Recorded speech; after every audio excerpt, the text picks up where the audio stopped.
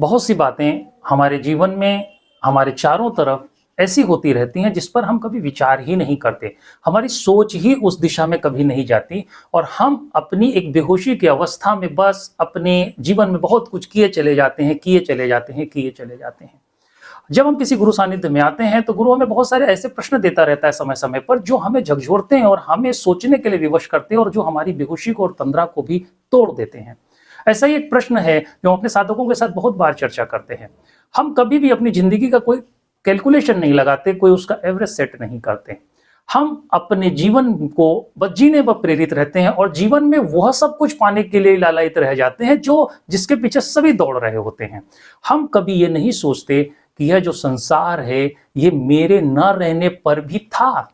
और ये अनंत काल से चला आ रहा है। इतिहास में इसकी सब तारीखें हैं और अलग-अलग तारीख पर हुई विशेष-विशेष घटनाएँ भी हमारे सम्मुख हैं। ये पूरा व्यवस्था, ये पूरा क्रम हजारों वर्षों से हमारे पास इतिहास के रूप में उपस्थित है और ये चला आ रहा है। उस काल में भी लोग थे, इस काल में भी लोग हैं और जब हम नहीं होंगे तो भी बहुत सारे लोग रहेंगे। ये दुनिया ऐसी ही चलती रहेगी और इस संसार में जो चल रहा है एक दिशा से दूसरी दिशा की ओर, या यूं कहें कि ये लगातार जो गतिमान ये संसार है, इस संसार में हम भी गतिमान हैं और हम गतिमान हो करके क्या कर रहे हैं? क्या हम कोई गलत उपद्रव तो नहीं कर रहे हैं? हम अपने जीवन को, अपने उद्देश्यों को प्राप्त करने की दिशा में ठीक-ठीक तरीके की पहल कर रहे हैं कि नहीं कर रहे हैं? हमको परमात्मा की तरफ से कुछ संदेश आ रहे हैं, क्या हम उन संदेशों को समझ पा रहे हैं और उनको समझ करके अपनी ज़िंदगी में कुछ ऐसी प्रक्रियाएँ भी शामिल कर रहे हैं जो हमें करनी चाहिए, लेकिन शायद ऐसा नहीं है और हम केवल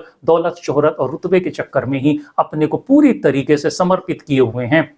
हमारा मस्तिष्क हर समय उसी दिशा में सोच रहा है और हम अपने जीवन में कुछ महत्वपूर्ण चीजें हैं जिसे हम नहीं सोच रहे। यदि हम अपने पूरे जीवन को सोचें तो हमारा जीवन 80 से 90 साल का हो सकता है। अगर अच्छे तरीके से हमने अपने जीवन पर ध्यान दिया तो ये 100 भी हो सकता है। लेकिन हम अपने जीवन में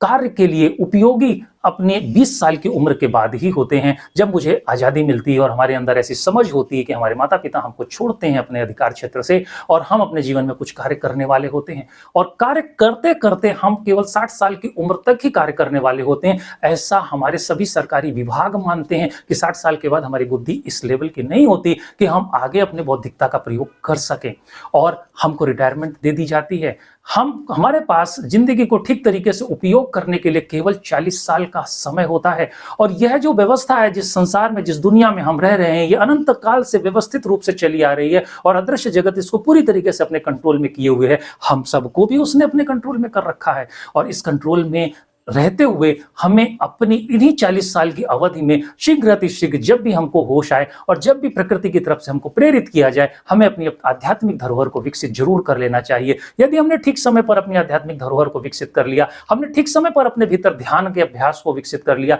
ध्यान को अपने भीतर जन्म दे दिया और ध्यान हमारे भीतर घटित होने लग गया, क्योंकि वहां पर हमें कुछ करना नहीं है, वो एक घटना है जो हमारे भीतर घटित होती है, वो घटित होने लग गया, तो हम निश्चित ही 60 साल के बाद जितना भी जिएंगे बहुत ही अच्छे से जिएंगे, आनंद से जिएंगे और ये मस्तिष्क पूरी तरीके से स्वस्थ रहेगा और एक युवा की तरह काम करते हुए इस मस्तिष्क के साथ हम परम आनंद की अनुभूति करते हुए परमात्मा तक पहुंचेंगे। लेकिन यदि इन्हीं 60 सालों की उम्र के अंदर यदि हमने ठीक तरीके से ध्यान को नहीं सीखा, नहीं समझा, तो ये बुद्धि खराब होती चली जाएगी और हम खुद ही 70-75 के बाद अपने आप को व्यर्थ समझने लगेंगे। और यदि कोई सफल आदमी जिसने ठीक से जीवन में ध्यान नहीं किया और ध्यान की घटना को नहीं घटित किया, तो अगर वह ईमानदारी से बोलेगा तो यही बात बोलेगा कि मेरा जीवन खराब हो गया, मैंने करने वाला काम नहीं किया। क्यों? क्योंकि एक उम्र के बाद आप जो भी कुछ कर रहे होते हो उसी से हारना शुरू कर देते हो और आप अपने जीवन में तभी जीतोगे जब आप अपने भीतर जाकर अपने को जानना शुरू करोगे और अपने भीतर अपने को जानने के लिए ध्यान के अभ्यास में निपुण होना जरूरी है। और नहीं तो जैसे जैसे आयु बढ़ेगी वैसे वैसे चिंताएं,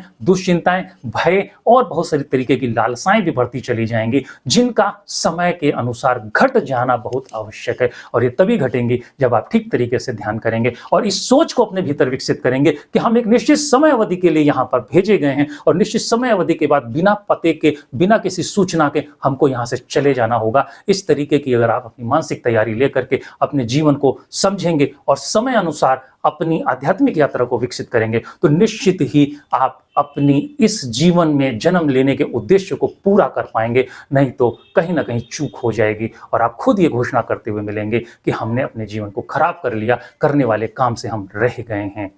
मुझे उम्मीद है मेरे दिए हुए निर्देश आपको अच्छे लगे होंगे, मेरी बातें अच्छी लगी होंगी। अगर ठीक लग रही हैं तो इन विषयों को आगे सुनने के लिए मुझे सब्सक्राइब करें। धन्यवाद।